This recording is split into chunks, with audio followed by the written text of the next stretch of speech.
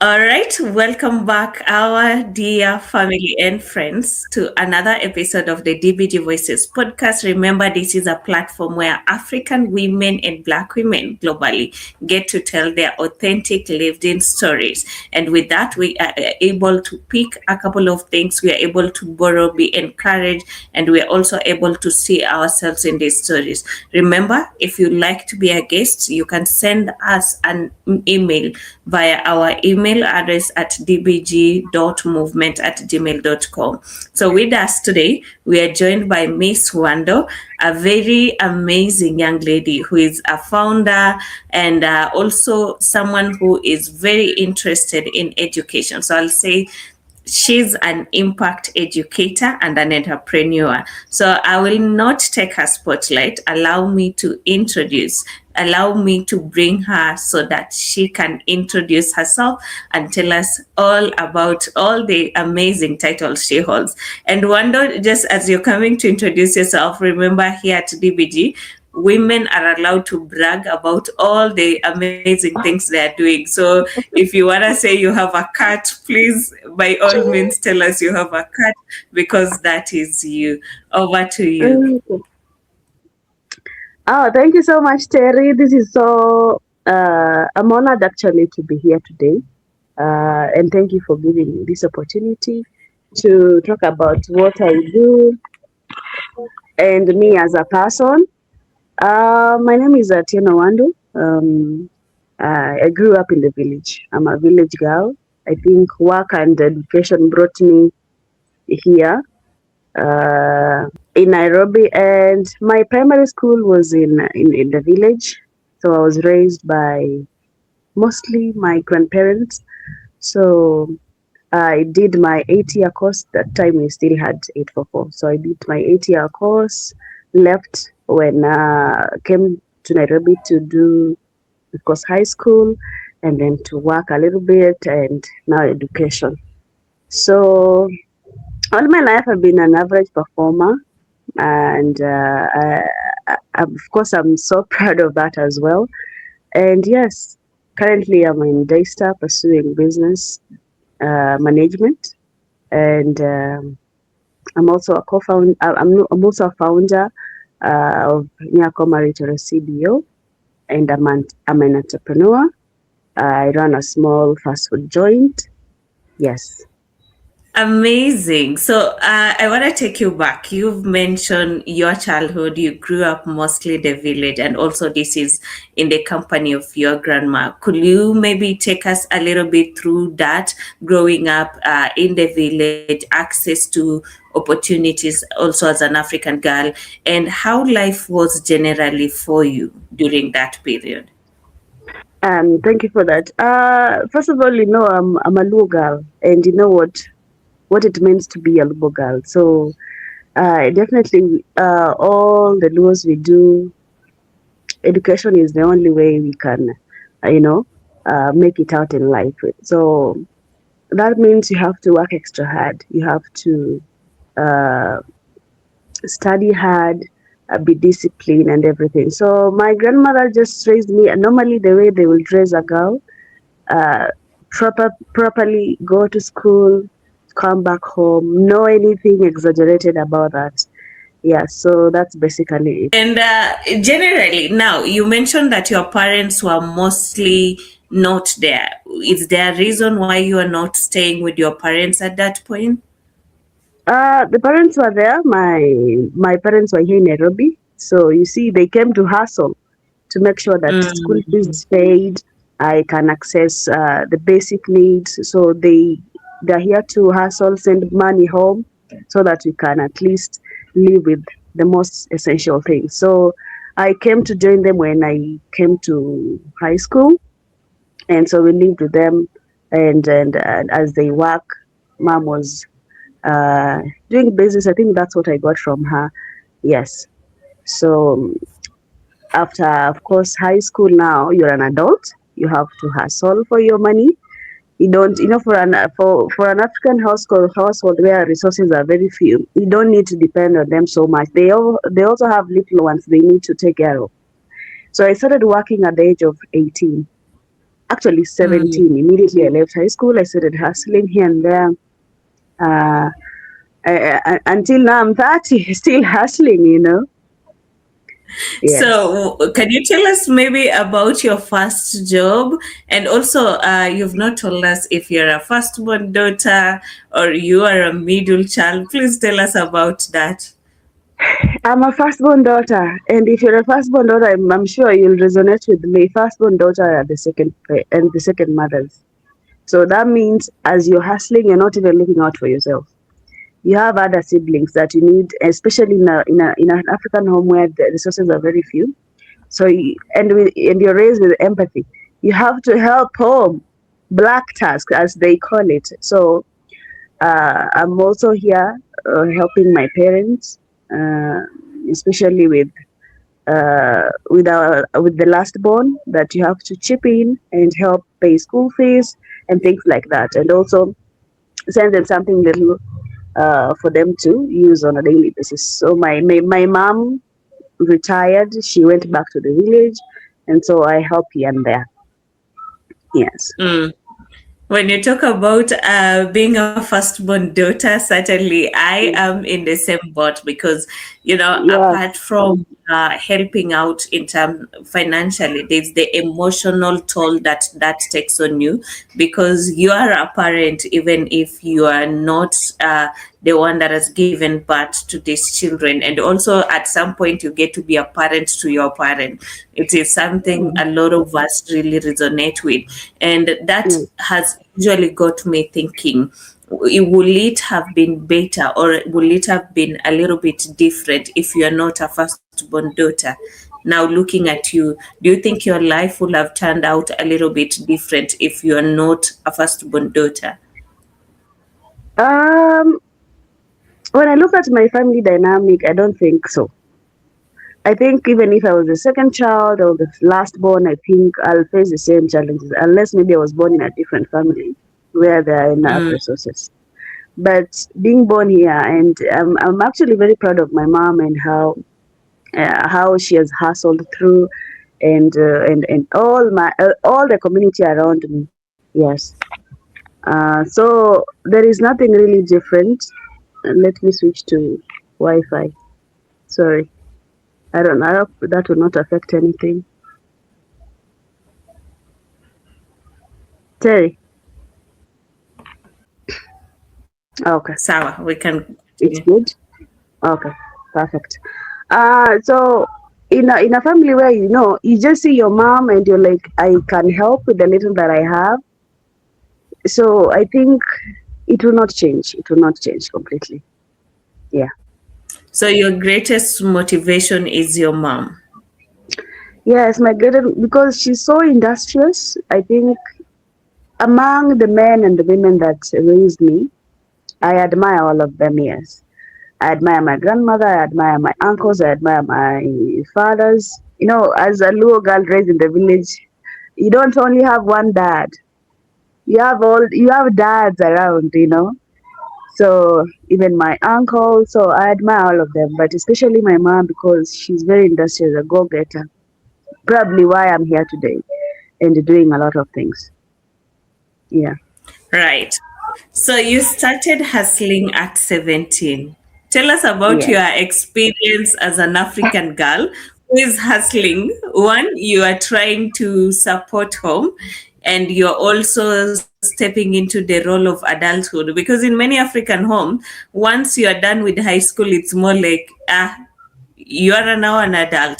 No one is really bothered about a lot of things. So you are now expected to give back. It's more like you support and you're not really supported much. So, what is your experience? What is your first job? And how did the job market look like? My first job is actually very funny. I remember we were staying in the slums, and so I had to wash plates. You see, those kibandas. I don't know how to call them in English. Those small, Mm-hmm, mm-hmm. tiny hotels where people go out and eat on a daily basis. So I had to go and talk to that. I think he was a man, if I can remember well, to help me at least wash plates. And I remember I was getting paid 250 per day. You wash the plates, you tidy that place. Yes, so that was my first job. And after that, you get that 250 shillings, and I'm like, I can only save 100 bob and give 100 to my mom so that she can try and do something with it, and just helping her. Yeah. So that's how it Mm. went with me. Yes. And you also expected that by the time you're 17, so they're looking at you when you hit 20, you should be getting married, you know? And you're like, oh, holy shit. No, no, no, no, no. We are not doing that here. We are not doing that here. So, even at that age, at that age, I was like, let me just hustle. And I really, really wanted to go to college. That was my next step. After this, go to college, but we didn't have resources. Yeah. So I just hustled my way, until now. Yes. So you are expected to get married at by 20, or is it at 20? How did you navigate that? Because not a lot of girls are able to actually, fight it. So they are, because that is what you're expected to. And also, a lot of African girls are taught to, preserve yourself for marriage. When you're done with schooling, you find someone comes to and, marries you, and you start building a home. So how did you navigate this, considering now you are just getting started? You are now washing plates for a local stall, and Yeah. you are getting 250. We'll come actually to the savings a little bit later, because I love that part. Yeah. So I think how did you navigate or escape this trap of being married? I think when my mom asked me not to really think about it so much, she has always been my biggest supporters. And she was like, that is something you make a decision on, and I'm not forcing you. Even at 30 now, she's like, when you're ready. I personally, I knew very well that Mm, marriage is not something that I'll run to. Not kids, not marriage. I'll do it when I'm mentally and financially ready. So all along, I've been fighting mm-hmm, for something tangible, something under my name. That's what I'd wanted all along, to create something. And education. Those are the things that I really, really wanted. That is like, to me, is like a legacy. mm, Uh, of course, you do know aunties, uncles, the way they talk about these things, and you're like, you close your ears and those that want to get married, fine. And let me stress on something. When we have moms that are exposed, they will not try to push you to get married young. So I'm so glad that, when she came to Nairobi, also she was hustling, doing her business. She was very much exposed, and there are things that she was like, you know what, I don't want. She got married very young, at 20. She got married at 19 and had me at 21. So, and I'm sure she always tell me that, no, do something fast before you get married. Yeah. So this is to just say that your mom actually has played an important role, because she did not Yes. push you into it. She was more like, I have been here, and I do Yeah. not want the same for you. Oh, Absolutely. I already love your mom, because I just look at a lot of Yes. African women, and a Yes. lot of African girls don't get the same choices. You'll find that there comes a time that your mom is the one actually that is pushing you.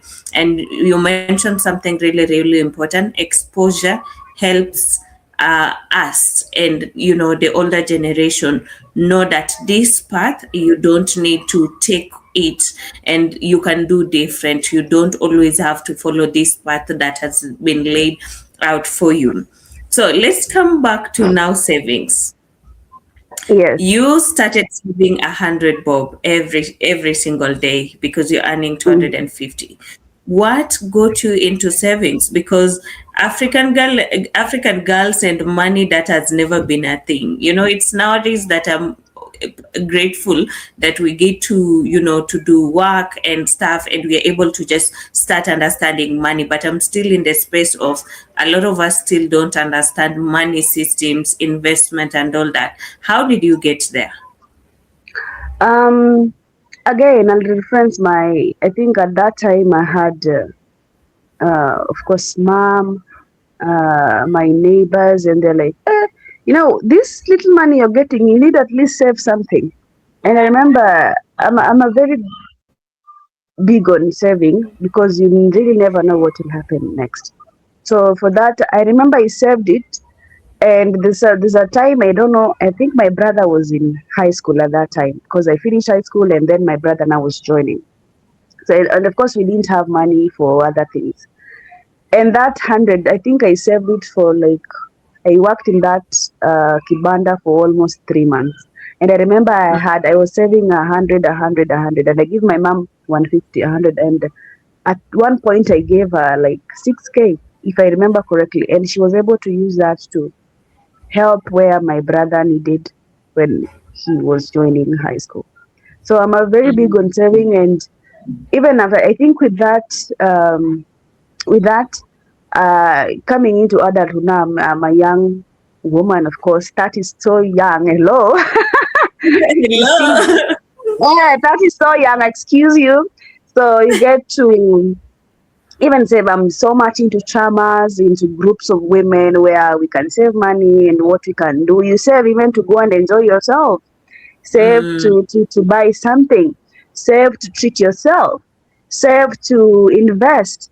So I'm big on that. And even the girls that know me, the girls that are very close to me know that I'm big on saving and to grow one another.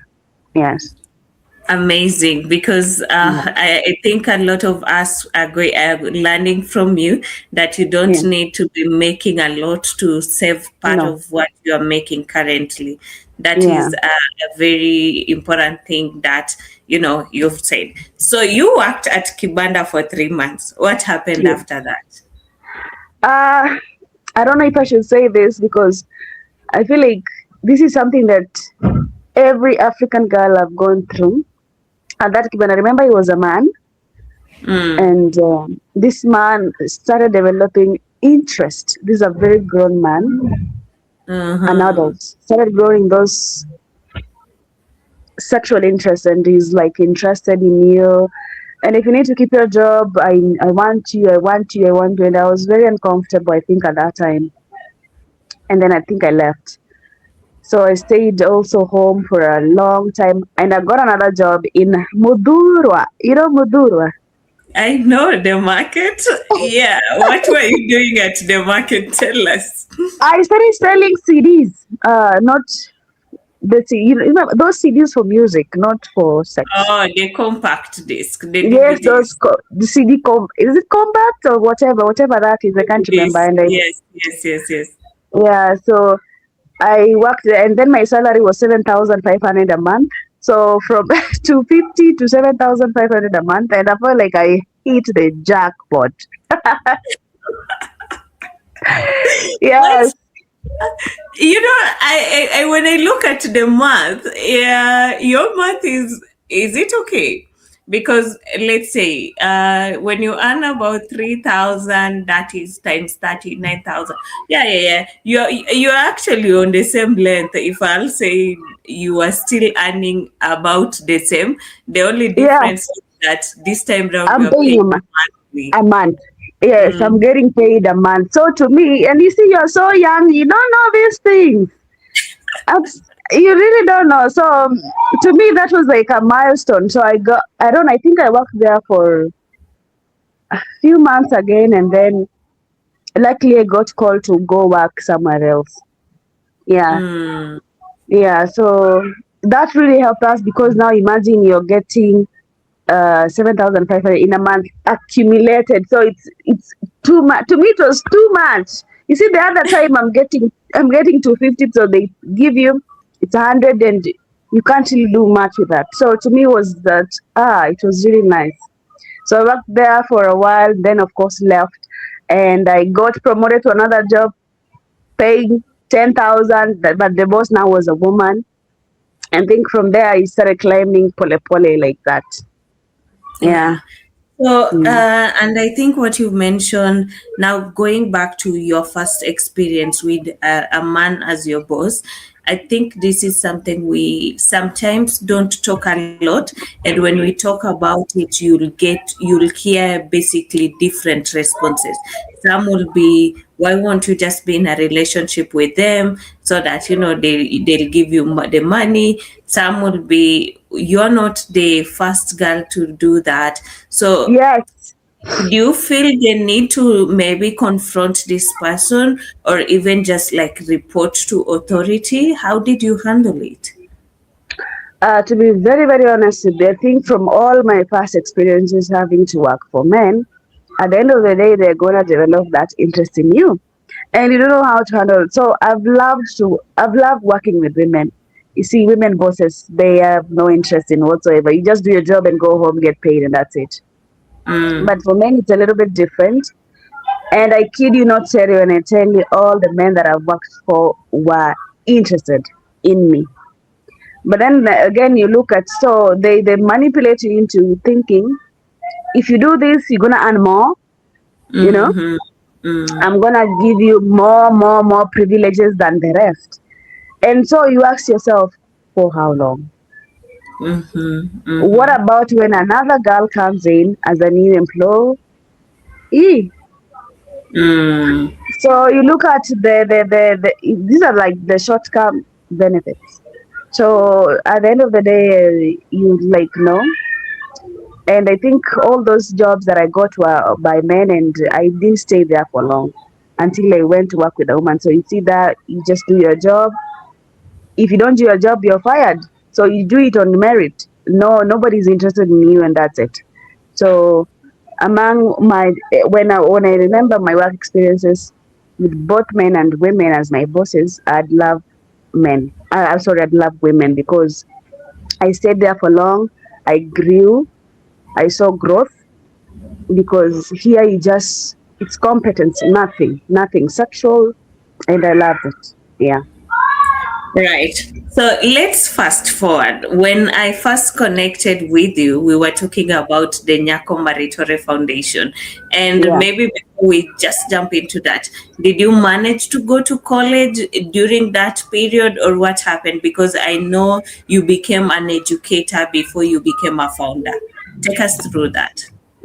Oh yes, I just joined college recently, but that has been a prayer for me since I turned 20, since I left high school actually. But since I Mm-hmm. turned 18, I wanted to go to school, and currently I'm now pursuing that. So it's like an answered prayer for myself. Mm-hmm. Um, I stayed for long before joining. I remember taking short courses to be an educator. I remember I joined church. I grew a community in church. And so there's a church I joined that used to train us because I'm Mm-hmm. so interested in children, so interested in teenagers and even toddlers. So I got to teach Sunday school. There's a time I was teaching toddlers. I went to now children, and then preteens and then teenagers. So they take you through a thorough training on how to be a teacher and not of course a professional teacher, but an educator on how to interact with teenagers, their concentration span, things like that, even special needs children. And so Mm-hmm. that was like a life changing for me because this is something that I've been wanting for so long to interact with teens. And if there's something I can do, maybe to change their lives. And then with that, I got to do that for 9 years, almost close to a decade. And it was a very life changing experience for me. You don't just talk to teenagers; they take you through that process to become a Mm-hmm. professional. So that was a life changing for me. And with that, I was like, you know what? I think that was something that made me now. When I look at how we formed Nyako Maritore, I was like, you know what? I can do this. I'm also an educator. So it became even easier to to to interact with teenagers outside now church and now what I'm doing. You get. Mm. That Yes, is quite a journey you've had from, yes, from the cleaner, a plates cleaner, to selling DVDs at the market. Now you get to hmm, work other, laborers jobs. And now yes, you are getting to be part of this community and you become an educator, which is yeah, quite, I can say that is quite a CV that you've built. So yes, yes, talk about Nyako Maritore CBO. Why did you yes. start it? Of course, you've mentioned a little bit of, you felt the need to start something and you are pretty confident that you can do it now that you've gained some knowledge as an educator. So take us first, maybe introduce Nyako Maritore and tell us why you felt the need to build it. Thank you, thank you. Um, for Nyako Maritore, as a village girl, we have different challenges in the village with girls.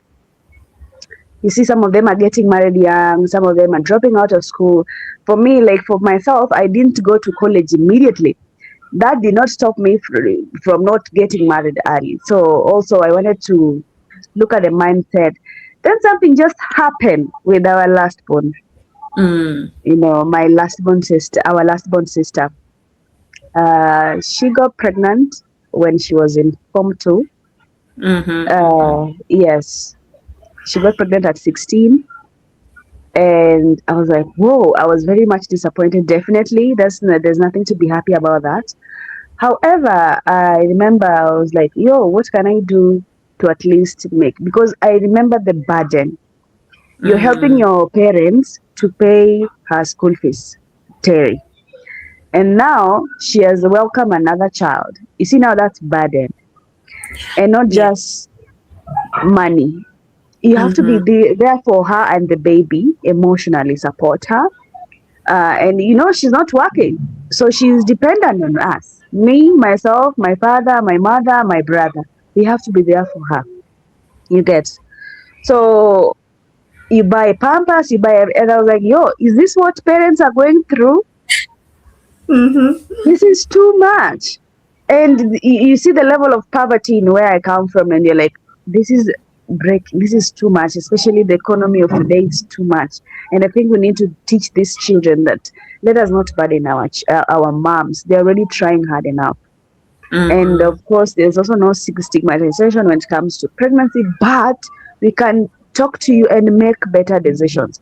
And of course, Yes. when my friend and I came together, who is also she was a teen mother, and of course you've met her, that is Quinta. And we remember one night we did a sleepover, and you know what, my sister is pregnant. And she was like, I've also been a teen mom, I'm not a mom yet. Why can't Mm, we just do something about our community? We understand that community, we understand Ugenya in here more better than any outsider. So we, even if we start something, we know what is going through. We know what people are going through. So we've had experiences, first-hand experiences. So with that, when we come together, I believe we can change our community, and that is how Nyako Maritore was born. just mm, from the just from the name Nyako Maritore, a girl who guards herself, a girl who protects herself, a girl who thinks about her future. That is what it means in our local language. So you guard yourself from teenage pregnancy, from early marriages, even from diseases. And mm, start if you check out the statistics of all the Luo counties, HIV is there, number one, and nowadays I can even see the STD. So we are protecting ourselves from all these things. But at the end of the day, we are just talking to them. Decision lies with them. So we are trying to shape their decision making. Yes. mm-hmm. Yes. Uh, I love how I love the interpretation of Nyako Maritore. I don't think I've ever really understood the name really, really well, but I know Nyako is girl. So today is Yes. when I've just learned what it actually means, and it's so deep because now this focuses. And I know you talk about the Luo community a lot. Does that Yes. mean that you're only concentrating on the Luo community, or is Nyako open to, across the board? That's a very good question. Yes, we are open, but because of resources, we can only cater to our community because at the end, for now, in Yakumarisha, we don't have resources. We don't have grants yet. With the little that we have, because I get to sponsor myself, my partner also get to sponsor herself, and we leave and go work. So we are only Mm, limited. Immediately we get good enough resources, we would love to make it a nation thing, a county mhm, thing. Yes, and we are neighbors to our the other girls in Busia County. We are only separated by a tiny river, and we get to see the cases that are happening there, Terry. You see, for us in Ugenya, it's much better. They get pregnant, they leave school, they come back to continue their education. However, in Busia County, they don't do mm, that. They get married.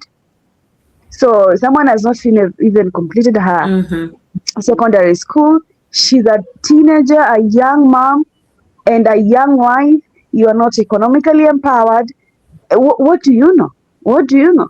So we'd want Nyakumaride to go beyond Ugenya constituency in Sia County. We'd want Nyakumaride to go even in Busia County, only if we get enough resources.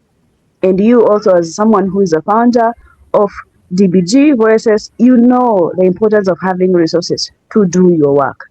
You know that. mm. Yeah, Yeah. I do understand that because one of the biggest challenge we face is resources, access to resources, and still when you're starting, it's also hard for other well-able organization to trust and fund you. Sometimes you take a lot of time to shape yourself, to shape your organization, to build it Yes. into a brand that is aligning with other already established organizations so that you get access to such opportunities. And I Yes. really look at this journey and I'm like, we are gonna make it because one, we are also building a platform here, and hopefully to Yes. our listeners, they get to connect with us, they get to connect with all the organizations that are getting highlighted every single day here.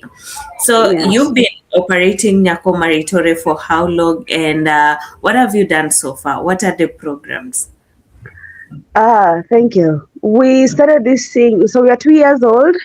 We have we have all the documents. We are 2 years old, but we started hitting the ground last year.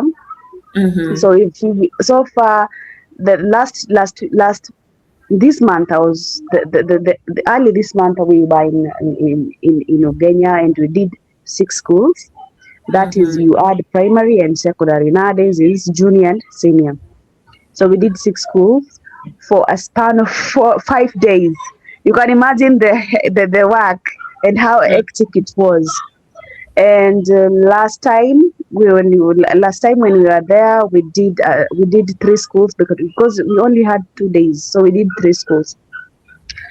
I'm sure now if you go to any of those schools and ask them what Nyako Maritore is, they will tell you that they came here to talk to us about how we can prevent teenage pregnancy. That is our message across. So we talk to them about preventing teenage pregnancy, taking care of yourself as a girl, not being lured to go get married early. And unfortunately, every school we visited, Terry, some of them are already pregnant. Mm, So you can imagine that.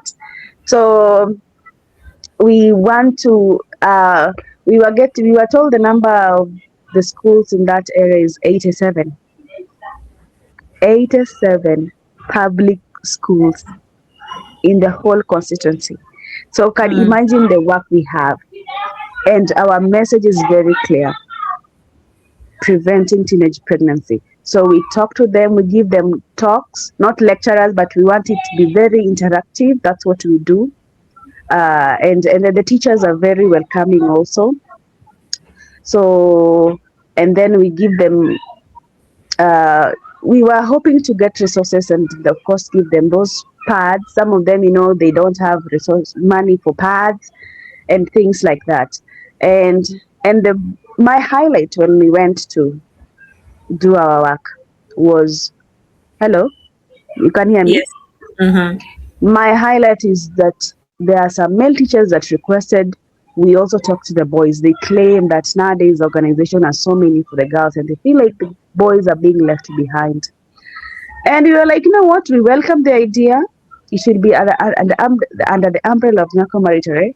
And we are also very fortunate enough to have our coordinator, who is a doctor, Dr. Martin Onyango. He's in charge of Sifuyo Health Center, the doctor in Mm, charge. So he was able to come out and talk with the boys and listen to their grievances and what is happening. And he mhm. was able to also tell them to help us keep our sisters in school. Because at the end of the day, when a woman gets pregnant, all the labor is on you. Yes. So he urged them to help us keep our sisters in school and how also we can cooperate and join hands and make sure that even as we cater to girls, them as well are able to stay in school and achieve their goals. Because at the end of the day, we want an equal community where all of us are empowered, both men and women, girls and boys. Yes. I love that because, when we're talking about pregnancy, it certainly takes two people, male and female. Totally. Yeah. So we have to make sure that as much as we are educating the girls, we are also educating the boys to respect the girls, know that they are currently young adults or teenagers and children, they're children.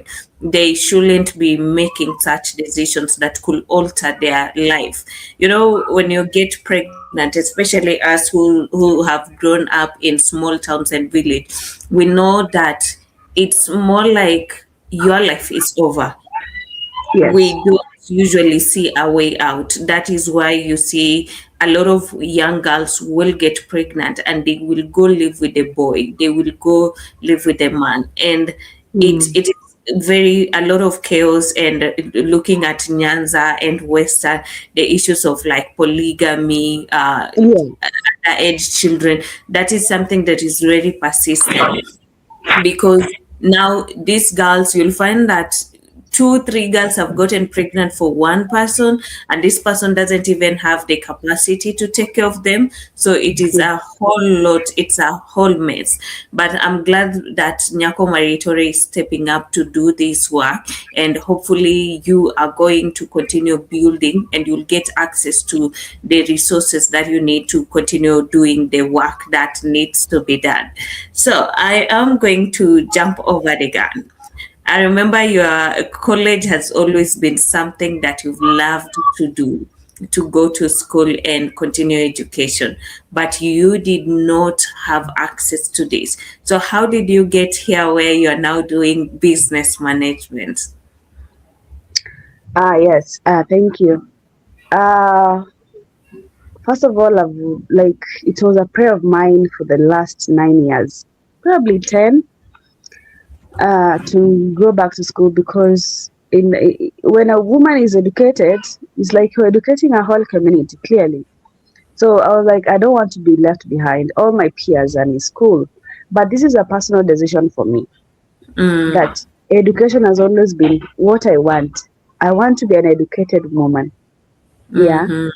And I admire when women shine in academics. And I'm like, whoa, I also want to be like that, And now that I've started, and I'm just hoping that God gives me life so that I can continue and stop at PhD. That's what I'm saying. So, God willing, I was able to secure a sponsorship and went back to school. And I'm just praying that it doesn't stop until I'm done. So, that's why today I'm in school in Daystar University. Yes. Oh, I'm so happy to hear that because, yeah, and it actually brings me to something that I've seen lately. A lot of young African women and Black women in general, when they share their successes in terms of education, you'll find that the internet and the community is basically divided. Actually, for the most part, you'll get them, other women will be congratulating them, but also some Mm. women will be, telling them a lot of nasty things.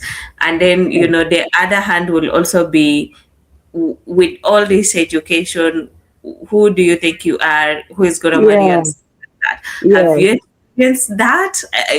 Has anyone questioned why you want education so much right now? Um, you see, when you turn 30 as an African woman, I don't know Mm. when you turn 30, Terry, but I believe you're almost there. You don't have a child, you don't have a husband. Yeah, As yeah, much yeah. as as much as we say, I think one thing I love about our country is we are trying to get away from that, but it's still not yet. You're still not yet there. There is pressure, even from your the acquaintances you meet around here. I do get pressure from my mom's sister, my auntie, but in my culture I call her mom. Mm-hmm. She is the one who's always telling me, "Hey, Wando, hey." They call me Ioni. Hey, when? And when my sister got pregnant, Terry, she called me and told me, you know what? Look at your younger sister. Eh? It's like a Nigerian movie. It's like a Nigerian. Look at your younger sister. Oh. Look at your younger sister. Can't you Mm-hmm. see? So she's like, can you see your sister? She has a child now. There is a fruit of her womb. What about you? And I remember telling her, I told my mom, please warn your sister for me because I don't want those conversations again. Personally, I'm outgoing and I speak my mind. Now, Mm-hmm. when I got to adulthood, I think nowadays I'm very direct with people and I'm very direct, even with my, please don't pressure me. Do not pressure me. Can't you see the economy, how it's doing so bad? And you want me, I can barely take care of myself. You want me to take care of another girl or another boy? Mm-hmm. So to me, it was, and of course, she has not stopped, but I'm trying to avoid her. And I know myself, even the people that I date, the men that I date, I tell them clearly that I'm still not ready for a child. At this big age, in quotes, of 30, I am still not ready for a child. I can barely survive. Can't even take care of myself properly. Why do you want to burden me with another child? Can I Mm-hmm. please be mentally? I'm also not mentally ready to be a mom yet. And I do love children. I love them. I love them, baby, so much. But Mm-hmm. if I can't take care of myself, why should I be selfish to have them yet? I can't take care of myself yet. But when I'm ready and comfortable in life, I'll have them. Not So now. that technically means that there's a huge, they were not really happy about you now continuing your education instead of you getting married. I don't know about that. I don't think they were. I think they're okay. My parents are okay with me having education. Even that aunt of mine is very much okay. But what they are not happy about is me not getting married and And having having a a child. child. My Oh. mom is okay. My mom is. I told you my mom is exposed, and you met her. You know her. You see how she is, and she was like, as long as you're okay and happy and with your decisions, I cannot force you. Do what's best for you. You're an adult. But that particular aunt of mine, you a little bit, But I decided just to ignore her. I still love her. She's family. She's the one like, uh-huh, clock. Time is Mm. ticking. But I just ignore nowadays. I ignore her completely. I really don't care. Yes. So now I will want you to, as we wrap up, I will want you to tell something to an African girl listening to you. And also, I know now, taking from what your aunt pointed out, that look at your sister, she already has a fruit of her womb and you don't. And when you look at that situation, your sister got pregnant at a very young age. What will you tell someone who also thinks the same? Okay, thank you. It is very simple. The decisions that I made not having a child. Look at yourself as a young girl. You know yourself. Can you afford this child? Let's assume you get pregnant today, and maybe the man tells you, I'm also not ready. Are you ready? Do you have the resources? Children are not blessing. I'm sorry to say that. children are investments. And some of them don't even turn into good investment. Sorry to say that again. Are you ready for that investment? Do you have resources to take care of you as a mom and as a child that now you have? Do you have the resources? If you can tick that box of having all that is required to be a mom, then fine, go ahead. If you do not have those resources, be very honest with yourself and judge yourself accordingly. If you do not have the resources, do not burden people around you. That's what I can say.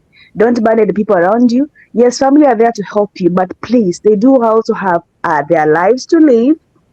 Economy is bad everywhere. It will be good to others, fine. But look at yourself inwardly. Judge yourself inwardly. If you're ready, if you're not ready, do not burden yourself. Are you ready mentally to be a mom? There is postpartum. There's things like that. Will you handle it yourself? Do it for yourself as a girl. Don't do it for anybody else, but only do it when ready. In my 30s, I'm still not ready. And there is nothing wrong with that. I am not ready to be a mom yet. I'm not ready to be a wife yet. I am not ready financially. I'm not ready mentally. That's why I'm making a decision based on what I know is good for me. And I think we should get to a point where we are not judged by our choices, but let us all make good choices. Yes. And finally, what will you tell the young girls that, run into marriage, or they feel the pressure to, find the first person that sweeps them off their feet and just go along? Sometimes these come we stay, especially here in Africa and Kenya, we know them as come we stay marriage. They're also not legally recognized. What will you tell them? What will you say to these ones? It's very simple. I don't advocate for getting married. I think maybe people will judge me because now, again, I am 13 quotes and I'm not married and whatever.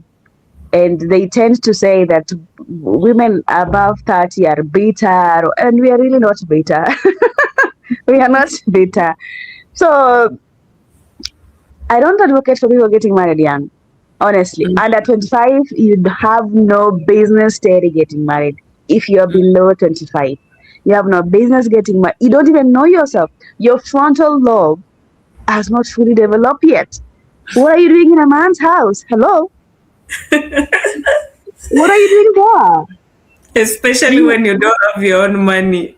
You do not have your own money. You are in your man's house. Are you okay, girl? Are you okay? Get married when you have your resources right. You don't really need to have a lot of money, but at least you're doing something. Get married when you're mentally ready for it. That today I decided I can stay with a man. That is the time you can get married. If you're not sure about it, please don't get married. And I assure you that below 25 when they get married, those are the set of people that get their varsity posts. Because now, you don't even know yourself. By the time you're discovering yourself, you already hate that man. Maybe he has not even done anything wrong. He has not even done anything wrong. You're just like, I should have been doing something. Maybe I should have traveled and exposed and experienced life before being put in a house as a wife. So look at us again. Make sure you're ready and do it above 25. Please get someone who's mature and you can grow. Even as a wife, you can grow, do your things, study, do your business, be a founder of something. Yeah, that's what I can say. But also, I don't advocate in come we stay. If you're okay, at the end of the day, that's why I love feminism. You have a choice. If you want to do it, fine. If it's okay with you, fine. But if you really want to stay with a man, get married the right way. Yes. I'll say yes to our young ladies and even the older ones listening. You don't need to rush into marriage. You also don't need to rush into having kids. Take your time, understand Also understand your non-negotiables, understand what works for you and does not work, how much you can tolerate someone else, and everything in between. So we have Yeah. come to really the end of today's conversation, and I know with Wando we have a lot of things to dive in, and I hope we're going to be able to bring her back in our next episode for specific conversations. But Wando, what will you say is your parting shot, and how can people connect with you? How can they connect with the Nyako Maritore Foundation? Please let us know those. Thank you. If you want to reach us out, if you want to be maybe a volunteer or you want to sponsor us or whatever you think you can do for Nyako Maritore, you can email us at nyakomaritorecbo@gmail.com, or you can reach me personally at eunice.wando@gmail.com, or you can also reach my number. Should I give my number? Should I give my I number? think we'll stick to the emails, Okay, thanks. and Yes, then so for it's anyone who wants, I think let's stick to your emails for privacy. And then when someone really wants to connect with you, still you can connect with us here on DBG Podcast, and then we'll be able to directly link you up to Miss Wando. yes, yes. And please repeat the question. I think I forgot about it. What was the last question? So I will say that is it. People can contact you, they can connect with you. We will also just make sure that you've got all the emails right. We'll put them in the description box. But it's been really a pleasure connecting and having you on the podcast. Please keep connecting with us, and we hope that you continue doing great things. And to our listeners, it's been really great to have you join us for this session, and we hope that you stay in and you tune in to the end of this conversation. It's been very engaging, and I hope that you're able to pick things from this conversation that you can apply in your life. And also, one thing that we've learned today is that mindset and environment are very, very important. So learn to think beyond what the expectations that have been placed or the path that has been carved by others are for you. And remember, this September we are hosting the DBG East African Summit. This is a very first summit that we are doing, so it is not something that we can say it's going to be very amazing, or we are going to get it in the first try.